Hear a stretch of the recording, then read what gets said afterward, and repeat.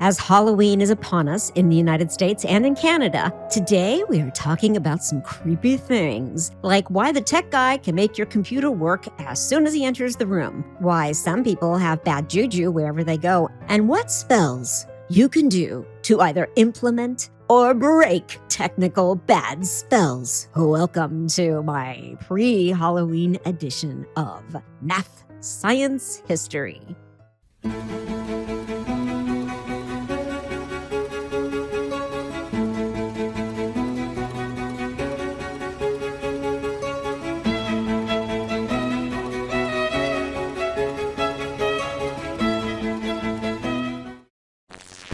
Have you ever noticed how your computer suddenly behaves itself the moment the IT guy walks into the room? Or how that rattling air conditioner quiets down as soon as the technician arrives?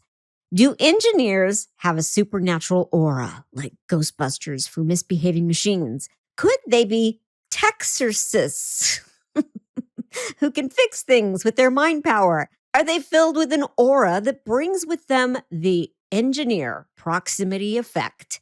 And are there those who carry with them the reverse, like the Pauli Effect? Today, I'm taking a closer look at that with a Halloween twist. Because who doesn't love a good superstition hiding in plain sight? Mic check, 1 2 1 2. So imagine this. You're in a recording studio. You've gone 4 days without sleep. Actually, I don't have to imagine it. I've been there. But still, imagine this. You've been setting up a room, preparing everything for the next band to come in, taping down cables on the floor, plugging in mics, doing sound checks. You're exhausted, but you've got this. Finally, the band shows up at around 11 p.m. to record, and everything breaks down. Nothing works. The recording board hisses like a snake. The vocals distort, or there's no vocal in the mix. Everybody's groaning. Luckily, there's an engineer on duty. You call her, she walks in. She doesn't even touch the console. She just stands there, probably holding a cup of coffee because she's at work and it's midnight. And suddenly, silence.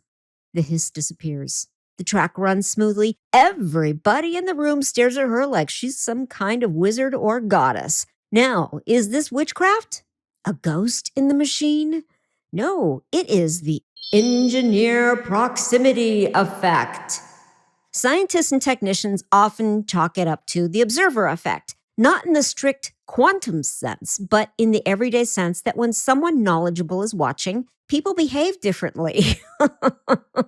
Musicians become more precise, less sloppy. They double-check cables before the engineer arrives. Even the engineer, without realizing it, might subtly adjust a knob or reseat a connection. To everyone else, it looks like magic. But here's the fun part. Superstition grows in the spaces where logic feels thin. And at 3 a.m. in a dark studio with cables snaking across the floor, the line between science and sorcery blurs. Okay, here's another one. Imagine this. You're working in a commercial real estate office in a high-rise while interning in the recording studio. Again, days without sleep. And again, I don't need to imagine this. I've been there. It's midsummer in the Valley of Los Angeles. People are calling because the building's air conditioning is not working. They are angry and they're threatening to not pay next month's rent. In fact, it gets so bad that one of the attorneys from the offices upstairs comes down and pees on one of your tall plastic plants. Again, I don't have to imagine this. It actually happened and it was really gross. So you call your engineers, Chewy and Frank, who head up to the roof to take a look at the AC unit. They open the unit and Frank touches a cable and literally it starts working. Were Chewy and Frank magical? Was it their garlic breath? And why is it working now? This is, again, another classic form of the engineer proximity effect. Air conditioning units, car engines, refrigerators, they all have a way of acting up until the repair person shows up. The explanation? It was a combination of the day cooling down and of discovering that a connection had been compromised by a raccoon that had chewed through insulation and shorted out some components. But superstition turns this into a story of presence, as if the engineers exude a garlic-smelling aura that machines fear. Think of it as a kind of technological evil eye. The tech doesn't even need to touch the screws. Their very presence drives out the gremlins. And there's the most infamous universal case of all, the office printer. Nah, we're not going to go there. Printers are the worst. They are the office gremlins. Even the most powerful engineer proximity effect cannot fix them, and it's best if we don't even talk about printers. Moving on. But the engineer proximity effect does still happen, and psychologists refer to it as intermittent reinforcement. It's the same principle that keeps gamblers glued to slot machines. We fall into this trap where we think that correlation means causation. Our brains search for patterns even when those patterns are false. Just ask a mathematician. The timing convinces us that it must be whoever walked into the room. And this is the same logic behind rabbit's feet, lucky socks, or even cursed numbers. It's the sorcery of psychology. In the past, people feared broken harvest tools, cracked glass, or chimneys that whistled. Today, we fear frozen screens, glitchy Wi-Fi, or even the death rattle of an air conditioner. Machines have become our new oracles. And whenever fear mixes with unpredictability, superstition blooms. The engineer proximity effect is simply the modern echo of older beliefs. The idea that some people carry luck, aura, or power that changes the world around them. Interestingly, engineers themselves aren't immune. Some admit they knock wood before testing a delicate circuit. Pilots follow ritual checklists with almost religious fervor. Even scientists at CERN once jokingly staged a mock ritual to, quote, appease the collider gods. Humans can't help it. We are pattern-making creatures, even in the heart of science. We'll be right back after a quick word from my advertisers. So today, in this episode, I'm going to bring in a special guest who has not only experienced the engineer proximity effect, he's also an engineer, and he carries the aura of the engineer proximity effect with him. I like to refer to him as a magical kind of person, mostly because he's my husband, and he's kind of cool that way. So Joe has developed many strengths in his 40 years of engineering and audio experience. He designs and integrates technical systems, solves problems with creativity and vision. He develops standards and practices and communicates and solves complex issues. And he builds strong, responsive teams. And I can attest, this guy is a badass. And he currently works at Universal Studios. His expertise with audio systems covers a wide range of areas, including design, installation, programming, bench tech, etc., etc. Yeah, he was a bench tech. That's how he started out. He is also a programmer, and he provides expert support. His experience includes Oscar and Emmy-winning post-production facilities in film and television, and he has worked for award-winning recording studios. He has done live events for rock shows and even the President of the United States. Ladies and gentlemen, my husband, Joe Berkman. Hi, Joe. Hello. All right. So today the podcast is all about the engineer proximity effect. And I know that you have experienced this firsthand. In fact, you talk about it from time to time. In fact, it's even happened with us when I'll be in here going, Joe, this isn't working. And you'll just walk right in and suddenly things start working right. Am I right? It happens. Yes, it happens. It happens a lot. So I want to ask you a few questions about this engineer proximity effect that we will just refer to as EPE, the EPE event. So can you give us an example of one of your EPE moments? One. It is almost a daily event. Typically it involves a user being impatient, and when they are asked to demonstrate the problem, they go through the process in a very meticulous manner, and of course nothing goes wrong, and they'll say, "Oh, it's because you're here." Now, the other way that it happens is sometimes it's just an intermittent problem, and it isn't something that occurs through user interaction. It just happens and no one can make it happen. That's the other element. So there's like magical forces involved. Right.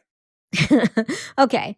Have you ever walked away from an EPE moment and heard the machine break down again? Like it was just waiting for you to leave the room? Absolutely. That is not unusual at all. I've had events where we thought we repaired something. I thought it was fixed. Like, oh, clearly that's what was wrong. It's been remedied. You guys can work now. And we'll leave the room and boom, that wasn't it. Okay. So, how often do people ask you to just stand there because you're like their good luck charm and they don't want you to leave the room? They just want it to keep working. Possibly more often than you're aware of. And frequently that occurs whenever there's some sort of perceived high pressure situation. And it's just, we want you sitting here in case something goes wrong. And generally that's one of those times when you're just really getting paid to just sit in a chair and keep it warm. Because that's all we end up doing. If something were to really go wrong, we wouldn't be sitting in the chair. Exactly. But to your defense, as an engineer, you sit in that chair while things are working. But the work you've done in the background, the work that you and your guys and all the wonderful people there working in the post-production facility at Universal, you guys work hard. Yeah. You work really hard to ensure that things don't break down. So when those moments happen, you have to sit in that room and you're just sitting there. To them, you're like their good luck charm. But to you, you're actually analyzing why is it working now? And what can we do to replicate this so that we can keep things working effectively? Am I right? Yeah. The team, I'm certainly not alone. I'm part of a really fantastic team that there's no one person could do all of that work alone. Nobody understands all of the elements that are involved on their own. It is absolutely 100% a team effort. So I can't stress that enough. But as far as having us sit in the room and babysit things, that's actually quite the double-edged sword because on one hand, they see us just sitting there, but then when we're really doing the work, no one's watching us. So it leads to this perceived, wizard behind the curtain mystique. They know something's happening, but they don't know what it is or where it is or when. It's magical. So, since you stand there and your presence has this ability to keep things working, do you secretly charge your aura overnight so that electronics behave when you walk in the room? Probably, but I'm not aware that I'm doing it. But now that you mention it and it's been put into words, I think now's the time to figure out how to package that and monetize it. I think that's a wonderful idea. That'll be the next endeavor. Yes, yes. And this idea is for other engineers listening too. If you want to monetize this, here's what you can do. You can get some cloth and you cut it into little squares and then you just rub a little on your neck, put it on a keychain, and it's like a rabbit's foot, except you can put it in every room where you're supposed to be working. And it's like a rabbit's foot. It's their lucky charm to keep things working while you're not in the room. And I think maybe starting at $5, a little piece of cloth, a keychain, I think it's a really worthy endeavor. I think you're onto something. I think we're definitely going to put a merch table up in the engineering office next week. Exactly. I think it's a wonderful idea. Okay. You are rationally grounded. You're very scientifically minded, which is why I love you. As a rationally grounded engineer, do you think that when the EPE events happen in the studio, do you often use those moments as a teaching moment with the editors? I think everybody appreciates it when something like that turns into a teaching moment. And frequently when somebody hits an incorrect button or somebody rushes through a process and we have an opportunity to say, okay, let's slow down and analyze how we're going about doing whatever it is the problematic endeavor.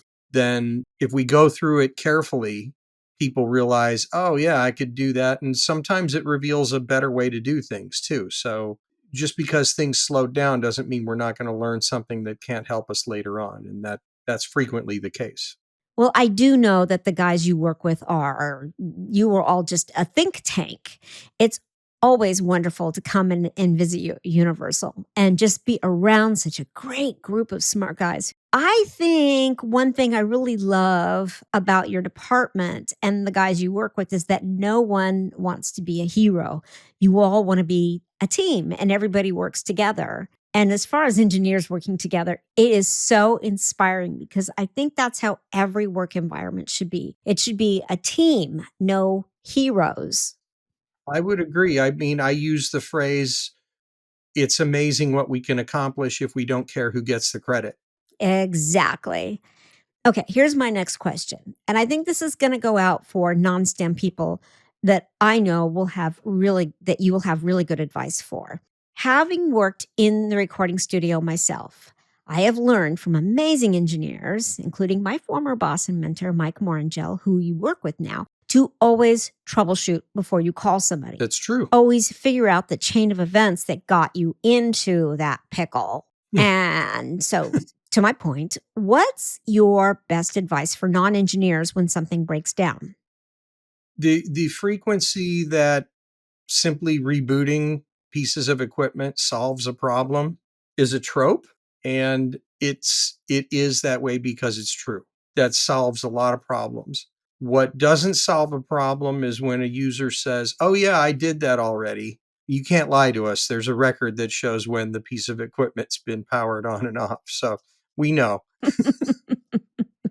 The engineer proximity effect is best realized when we're standing there and we ask a user to repeat the problem. And if they can't repeat the problem, generally speaking, they were skipping a step or rushing through the process. Or frequently, if you have to explain something to someone else, you end up paying closer attention to what's going on and you realize where the problem was in the first place. So the two things that I would recommend people do most often is retrace your steps slowly and carefully. And if that doesn't work, reboot the equipment, then give us a call. So, does this also apply to working with printers? No. No, printers, I believe that there should be a stash of explosives someplace in the engineering department reserved only for printers. Oh, yes, I agree. I think we need some sort of a place where everybody can take their printer and then just watch somebody blow it up. Wouldn't that be fun? Like some sort of fireworks station, where you bring in your printers and just watch us set them on fire. Everyone can relate to the violent act imposed on a printer in the movie Office Space. Exactly. Oh my gosh, that is the best scene ever. I get on my soapbox about printers. Like the very first computer peripheral after a keyboard was a printer. You would think that they would have those down by now, and not. Okay, so I'm going to wrap this up, but I want to ask you if you have any final words. Well, we're not magicians, but know this. When an engineer comes in the room, they want to solve your problem as quickly as you want it solved. We may be getting paid by the hour, but it doesn't benefit us to delay you in any way. Remember that we're there to help you. So share with us what you're doing, and we will do everything we can to get you back on the track. And then in the meantime, just leave a little piece of cloth behind on a keychain. Exactly. And, occasional contributions to the tip jar. For the pieces of cloth. Exactly. All right. Well, thank you so much, Mr. Joe Berkman, engineer at Universal Studios, and my wonderful and handsome husband. Thank you so much for your time. Thank you, Gabrielle. Speaking of tech guys and gals, I want to give a special shout out to the tech people at Libsyn. Though my podcast runs seamlessly through Libsyn, these tech people are so on top of their game and they are so helpful every time I reach out to them when something kind of goes wonky. They actually respond personally. No bots, no AI, just a real human on the other end who is in my corner to make sure that my podcast is up and running. With Libsyn, I can distribute math, science, history to every podcast platform out there. They make it so easy. I get to keep full control of my content and still monetize. If you're thinking of starting a podcast or you are thinking of moving your podcast to a new platform, I highly recommend Libsyn. To sign up for this awesome service, visit libsyn.com. That is LIBSYN.com. And when you go to check out, use the promo code MATHNERD. That's right, MATHNERD, to reference math, science, history. And here is to happy, easy podcasting. Now, what about those people who carry the opposite effect? They have this aura that is like a gray, dirty ball of dust hovering over their head. They walk into a room and everything breaks. This is called the Pauli Effect, named after the Nobel laureate Wolfgang Pauli, who, according to legend, couldn't step near a lab without the gremlins waking up. His mere presence supposedly made equipment pop, fizzle, and flame out. Scientists half feared it, half laughed at it, and eventually gave the superstition a name, the Pauli Effect. Not to be confused with the Pauli exclusion principle, two different things. So let's set the mood. Imagine a quiet experimental hall late at night. Vacuum pumps sigh, oscilloscopes blink their green eyelids, then a door opens. A theorist, with his coat slung over his arm, steps through. A meter pegs. A tube pops. A circuit smokes. Someone mutters, is Pauli here? In the folklore of the 20th century physics, that line wasn't always a joke. The Pauli effect isn't a scientific law. It's a running gag that hardened into a myth because it landed so squarely on a universal feeling. When you really need delicate apparatus to behave, it doesn't. And if the field's sharpest theorist happens to be in the room when it misbehaves, the timing writes the punchline for you. The nickname stuck so well that colleagues quipped about a second Pauli exclusion principle, which means a working device and Wolfgang Pauli may not occupy the same room. Even Pauli himself leaned into the bit. He told friends that on a honeymoon drive in 1934, his car failed for no obvious reason, and he took it as proof that the effect followed him outside the lab. Years later, at Princeton in 1950, a cyclotron burned. Pauli asked whether the mischief should be credited to his namesake curse. Are these causal claims? Nah, they're just part of the lore.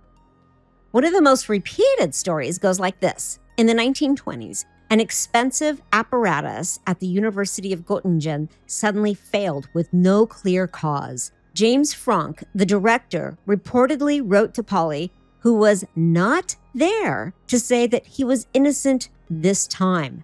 Now, the punchline.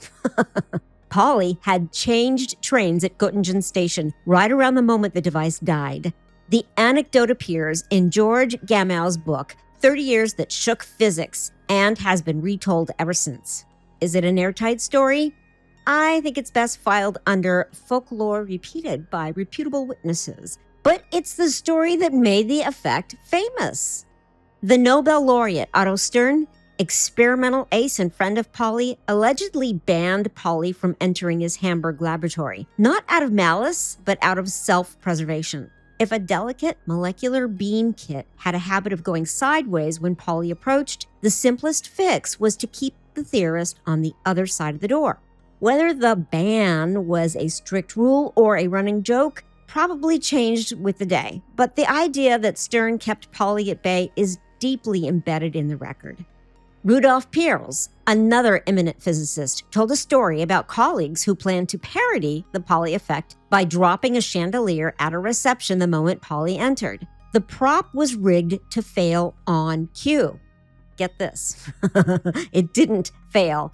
The chandelier stuck. The attempted spoof turned deliciously into another Pauli effect by refusing to break as planned. So even the jokes couldn't reliably misbehave on schedule. A Princeton memory often rides along. A cyclotron mishap in 1950 that Pauli himself had half-jokingly logged under his effect. It's one of those lines that lives because it sounds perfectly Pauli, skeptical, wry, and just credulous enough to keep the story alive. So why did an audience of hard-nosed empiricists embrace a superstition? Well, there's 3 reasons. First, intermittent faults are maddening. Any experimentalist can tell you that the worst failures are the ones that don't repeat under observation. Pauli, a towering intellect who was more theorist than hands-on tinkerer, often arrived precisely when a struggling experimenter wanted a second pair of eyes. If the glitch vanished, it looked like his aura fixed it. If it worsened, well, curse confirmed. Humans narrate randomness. We are fast pattern finders even when the pattern is false. Okay, second, physics culture has always included gallows humor. The Pauli Effect gave colleagues a safe way to vent about fragile apparatus without accusing each other of incompetence. Blame the gremlin attached to the great man. It's the same dark comedy that names bugs after the day they appeared or the person who walked into the room. The joke diffuses the stress. Third, Pauli himself questioned the truth. He had a taste for deep ideas and psychological nuance. His long correspondence with Carl Jung on archetypes and synchronicity shows he could entertain bold, offbeat frames for describing coincidence without confusing them for physics. Pauli would occasionally blame the curse if something went wrong, and according to Arthur Miller, who wrote 137, Young Pauli and the Pursuit of a Scientific Obsession, noted that Pauli said he would feel a surge of energy before a mishap, and half-seriously treated the effect as real in letters and quips. That self-aware wink helped the legend endure. And now, I'm going to go over the witch's spellbook for engineers.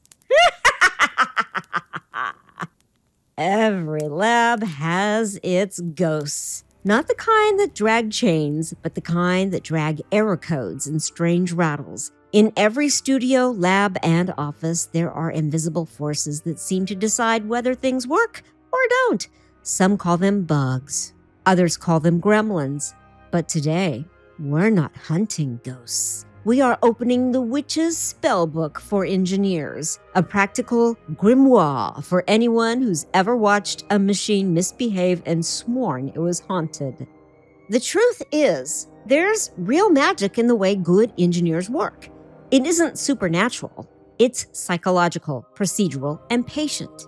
So, let's light a candle, metaphorically speaking, and read the spell that keeps gremlins at bay.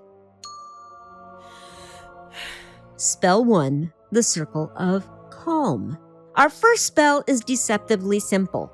Stop, breathe, reset. Picture the moment when something breaks. The mixer hisses, the code crashes, the circuit smells faintly of smoke. The human reflex is panic. We grab cables, we hit restart, we mutter unprintable words, but every frazzled motion feeds the chaos. Science tells us why.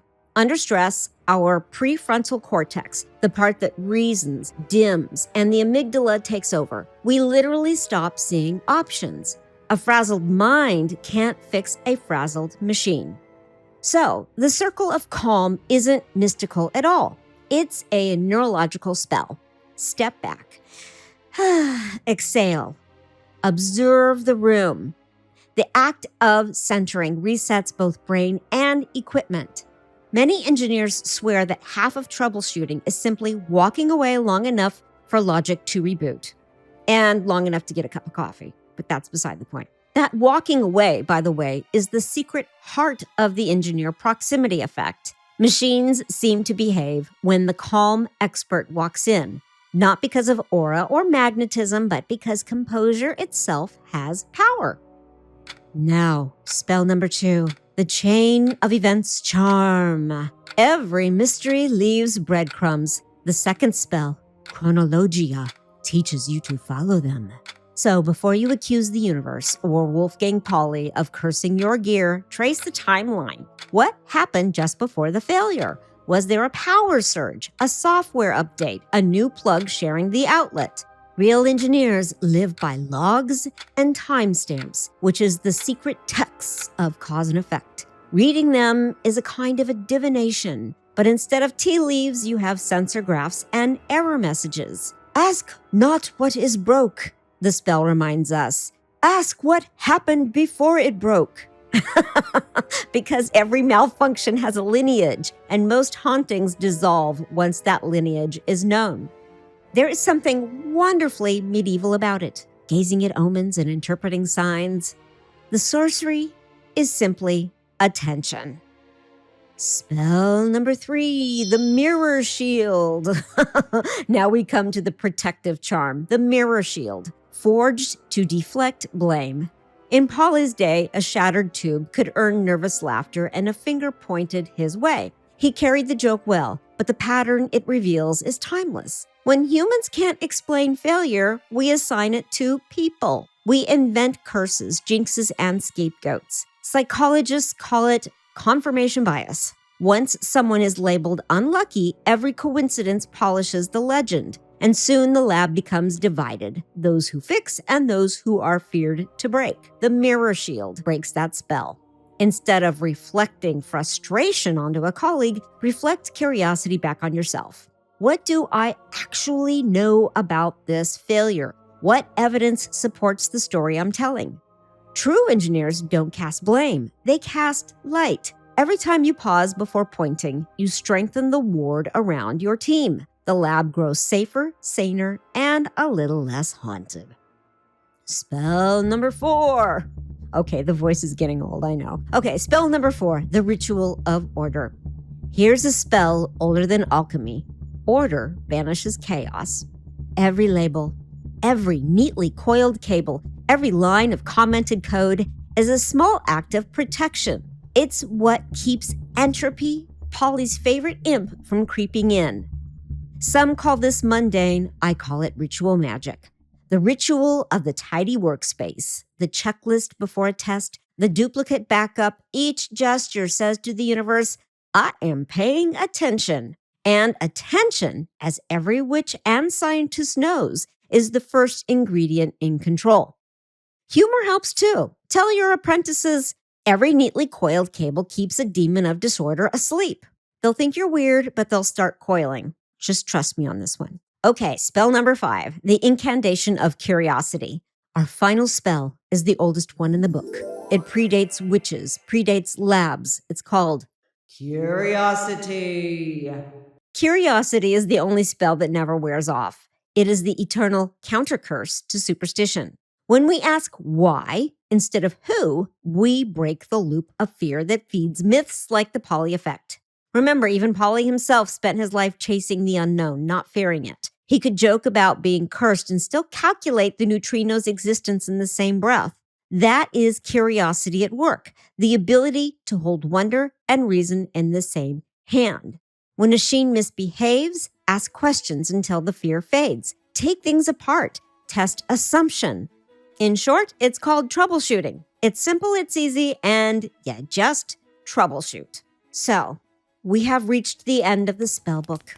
The campfire crackles low. The ghosts of malfunction retreat to their servers and ducts, whispering about tomorrow's tests. If you follow the rituals, calm, chronologia, the mirror shield, order, and curiosity, you already embody the engineer proximity effect. You are the person whose presence steadies the chaos. You are the calm in the circuit.